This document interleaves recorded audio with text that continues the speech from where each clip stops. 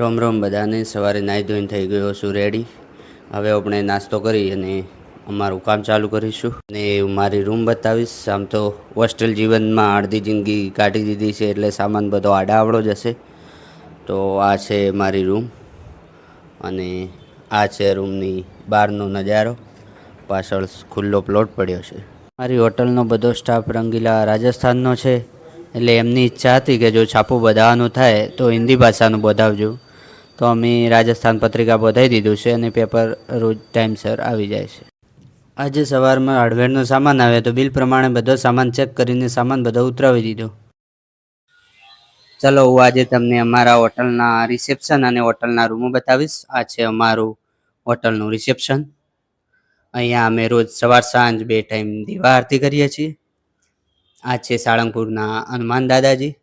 કહેવાય છે કે પૃથ્વી પર જ્યારે શનિદેવનો પ્રકોપ વધી ગયો ત્યારે લોકોએ હનુમાનજીને શનિદેવ વિરુદ્ધ ફરિયાદ કરી હતી અને શનિદેવે હનુમાનજીના ક્રોધથી બચવા માટે પોતે સ્ત્રીનું રૂપ ધારણ કર્યું હતું, કેમ કે એમને ખબર હતી કે હનુમાનજી બાળ બ્રહ્મચારી છે અને પોતે ક્યારેય સ્ત્રી ઉપર હાથ ઉપાડશે નહીં. પછી હનુમાનજીએ શનિદેવને પોતાના ચરણોમાં સ્થાન આપ્યું હતું. આ છે અમારી હોટલનો અંદરનો વ્યૂ. હોટલમાં ટોટલ 16 રૂમ છે. બંને બાજુ 8-8 રૂમ છે. હોટલમાં ફાયર સિસ્ટમ કમ્પ્લીટ લગાવેલી છે. જોઈએ અંદરનો વ્યૂ. રૂમમાં TV, double bed, personal wardrobe કબાટ. આ સિવાય જોઈએ બહારનો વ્યૂ કેવો છે હોટલની બારીએથી. આ ટાઈપે એકદમ બહાર ખુલ્લું છે.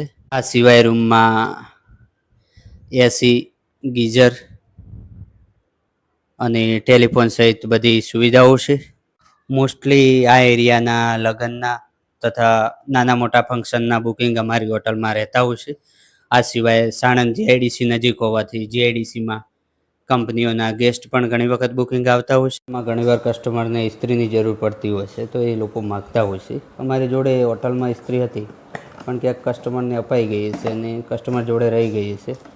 આજે જરૂર હતી તો ઇસ્ત્રી ઓર્ડર કરી છે. ક્રોમ્પ્ટનની ઇસ્ત્રી છે 1000 વોટની. આ સિવાય અંદર વોરંટી કાર્ડ છે.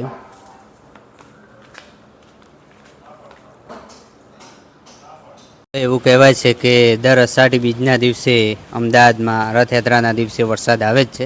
ભગવાન જગન્નાથની રથયાત્રા પર અમી છાંટણા વરસાદના થતા જ હોય છે. અને આજે સવારે એવું વાતાવરણ નહોતું લાગતું કે આજે વરસાદ આવશે, કેમ કે તડકો હતો. પણ સાંજ પડતા સુધી એકદમ વાતાવરણ વરસાદનું બની ગયું અને હાલ થોડો થોડો વરસાદ છાંટા ચાલુ થઈ ગયા છે. આ છે અમારી હોટલની બિલ્ડિંગનો સાંજના સમયનો નજારો. આ છે બહારનો ભાગ. સામે દેખાઈ રહ્યો એ અમારે હોટલનું બોર્ડ છે અને આ છે હોટલની મેઇન ગેટની એન્ટ્રી. જયપાલભાઈ આરતી કરી રહ્યા છે. અહીંયા હજુ મિસ્ત્રી સાહેબ હજી ફર્નિચરનું કામ કરી રહ્યા છે. કંઈક કબાટના કામ હજી બાકી વધારે છે અને બીજું ક્યાંક કામ મળી ગયું છે એટલે હવે રાતે મોડા સુધી રહીને કામ પૂરું કરીશું. અત્યારે વાગ્યા છે રાતના 10:30 અને હું વિડીયો એડિટ કરવા બેઠો છું. વિડીયો એડિટ કરવા માટે મોટાભાગે હું VN એપ્લિકેશનનો ઉપયોગ કરું છું.